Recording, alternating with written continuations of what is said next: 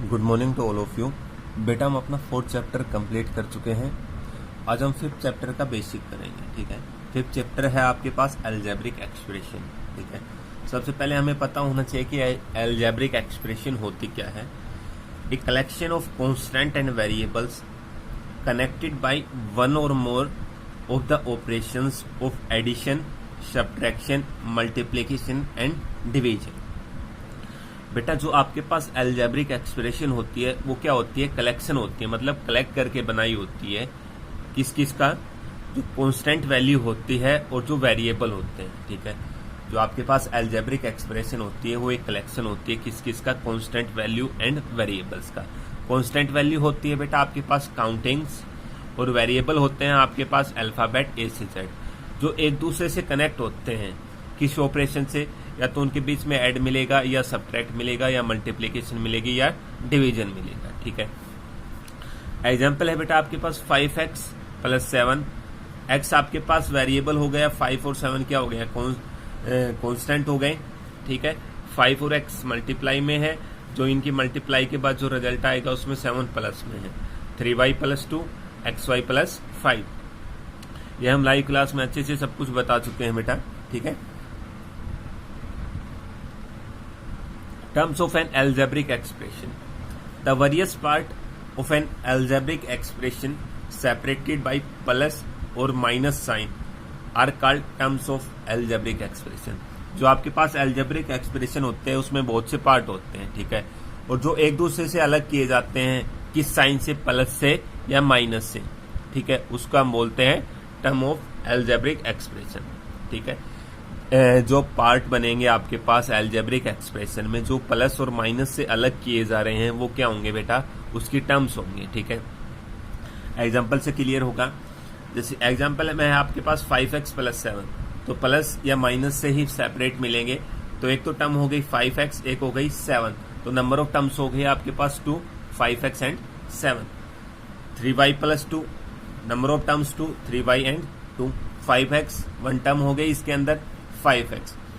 3x² - 10x + 10y + 7, तो कितने term हो गए इसमें? 4। एक तो 3x², एक माइनस का 10x, एक 10y और एक 7।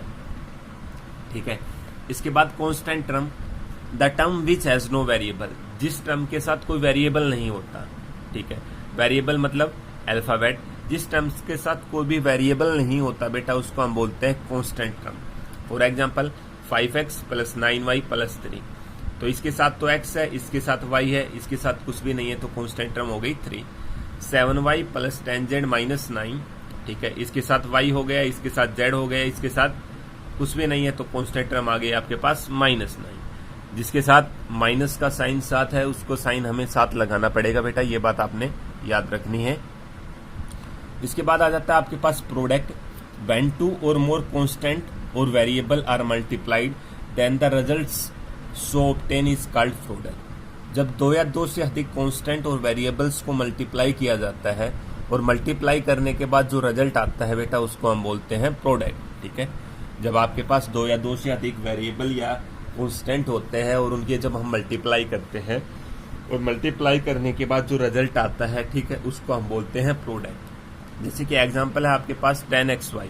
10xy क्या है बेटा? ये प्रोडक्ट है किसका? 10 का, x का, y का। ये चीज आपको पता है, इनके बीच में कोई सिंबल नहीं है, तो इसका मतलब ये आपस में किस में है बेटा? मल्टीप्लाई में। 10 × x × y।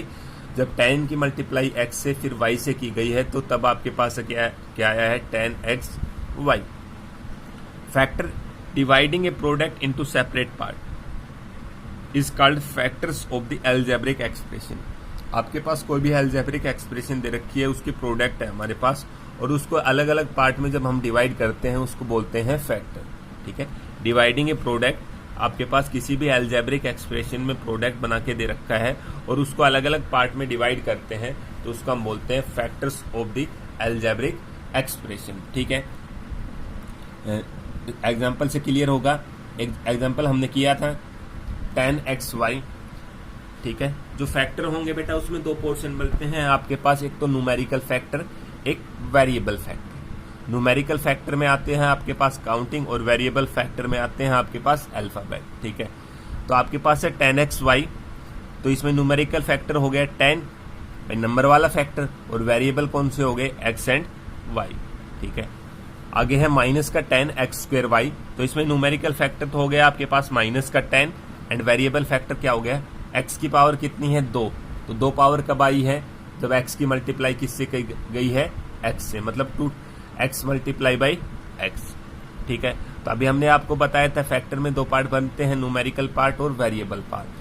न्यूमेरिकल पार्ट में आपके पास काउंटिंग आती है, तो न्यूमेरिकल पार्ट तो हो गया इसका, न्यूमेरिकल फैक्टर हो गया माइनस का 10 और वेरिएबल फैक्टर हो गया x and y।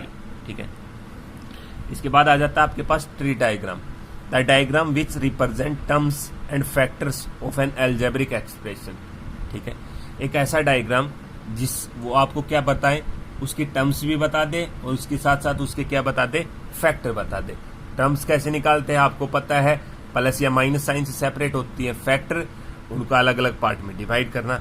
For example 9xy minus 7, तो सबसे पहले इसकी टर्म्स अलग करेंगे, कितने टर्म है इसमें, 2, एक तो 9xy, एक माइनस का 7, 2 टर्म हो गई।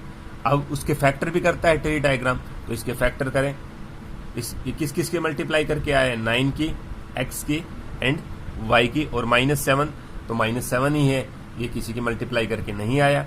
ठीक है, तो आपके पास ट्री डायग्राम क्या करता है, सबसे पहले उसके क्या बनाता है, टर्म्स रिप्रेजेंट कर देता है, फिर क्या करता है, उसके फैक्टर कर देता है। ठीक है, इस एग्जांपल से 9xy माइनस 7 है, तो इसके सबसे पहले इसकी टर्म्स को अलग किया, 9xy माइनस का 7, फिर इसके फैक्टर किए, ये किस किस की मल्टीप्लाई करके आया है, 9 की, x की एंड y। इसके बाद एक और एग्जांपल है आपके पास 7x³ minus 9xy square plus 10xy। सबसे पहले टर्म्स अलग करेंगे, कितनी टर्म्स हो गई, 1, 2, 3, तीनों टर्म्स को अलग किया। ठीक है, अब इनके क्या करते हैं, फैक्टर, तो 7x³ है x माइनस का 9x, y स्क्वायर है तो y 10xy है तो 10x एंड y। ठीक है, इसके बाद आ जाती है आपके पास coefficient, any factor of a terms of an algebraic expression is called the coefficient of the remaining factor of the terms. Coefficient मतलब बेटा क्या होता है, आपके पास कोई भी अलजेब्रिक एक्सप्रेशन दे रखी है, ठीक है, और उसमें कोई टर्म है।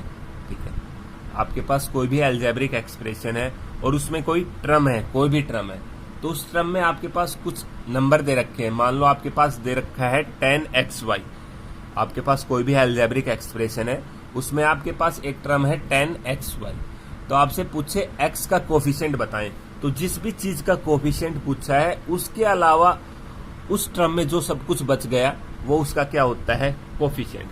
तो मान लो 10xy एक टर्म है, आपसे पूछा गया है x का कोफिशिएंट, किसका कोफिशिएंट पूछा गया है, x का, तो आप x को छोड़ दो, एक x को, उसके अलावा उस टर्म में जो सब कुछ बच गया वो क्या होगा, उसका कोफिशिएंट। x को छोड़ दिया तो उसका कोफिशिएंट क्या हो गया बेटा, 10y। समझ गए, आपके पास कोई भी अलजेब्रिक एक्सप्रेशन दे रखी है, उसमें कोई भी टर्म है, ठीक है, तो आपके पास मान लो एक अलजेब्रिक एक्सप्रेशन है, उसमें एक टर्म है 10xy, ठीक है, तो इसमें पूछा गया है x का कोफिशिएंट बताएं, तो x को छोड़ के जो सब कुछ बच गया वो क्या होगा, उसका कोफिशिएंट। तो x को छोड़ दो तो आपके पास क्या बच गया, 10y, तो 10y क्या होगा, उसका कोफिशिएंट। ठीक है, इसके बाद आपके पास आ जाता है बेटा the constant part is called numerical coefficient. समझ गए, जो कांस्टेंट, जो काउंटिंग वाला पार्ट होता है उसको न्यूमेरिकल कोफिशिएंट बोलते हैं, and the remaining part is called literal coefficient of the term. और जो कांस्टेंट के अलावा या जो न्यूमेरिकल कोफिशिएंट है उसके अलावा जो पार्ट बच गया उसको बोलते हैं लिटरल कोफिशिएंट। ठीक है, सेम वहीं से करेंगे, जैसे कि 10xy है, x का कोफिशिएंट पूछा था, x का आपसे पूछ ले न्यूमेरिकल कोफिशिएंट, तो न्यूमेरिकल मतलब काउंटिंग वाला। अब ये तो खाली कोफिशिएंट पूछे तो उसका 10y आ जाएगा, न्यूमेरिकल कोफिशिएंट पूछे तो आपके पास न्यूमेरिकल कोफिशिएंट होता है काउंटिंग वाला, तो उसमें न्यूमेरिकल कोफिशिएंट हो जाएगा 10, और लिटरल कोफिशिएंट पूछे तो x का, तो x को हटा दो। ठीक है, आपके पास 10y बचा, 10y में लिटरल मतलब जो आपके पास अल्फाबेट वाले होते हैं वो, तो वो क्या हो गया, आपके पास y बच जाएगा। ठीक है, फॉर एग्जाम्पल आपके पास एक अलजेब्रिक एक्सप्रेशन है 5xy minus 7x² y plus 9। ठीक है, इसमें एक टर्म है आपके पास 5xy, ठीक है, 5xy। द न्यूमेरिकल कोफिशिएंट इसमें कितना हो गया 5, लिटरल कोफिशिएंट कितना हो गया xy, कोफिशिएंट ऑफ x को छोड़ दो 5y, coefficient of y 5x। समझ गए? आपके पास टर्म है इसमें 5xy, तो इसका न्यूमेरिकल कोफिशिएंट तो हो गया 5, लिटरल कोफिशिएंट जो न्यूमेरिकल को छोड़ दो xy, कोफिशिएंट ऑफ x को छोड़ दो 5y, कोफिशिएंट ऑफ y को छोड़ दो 5 है। आगे देखें, अगली टर्म है इसमें माइनस का 7x²y, तो न्यूमेरिकल कोफिशिएंट हो गया, न्यूमेरिकल होता है काउंटिंग वाला, तो -7, लिटरल कोफिशिएंट हो गया x²y, कोफिशिएंट ऑफ x का कोफिशिएंट तो x को छोड़ दो, तो x तो कितनी बार है 2 बार, तो एक x को छोड़ दो, क्या बच गया माइनस का 7xy, ठीक है।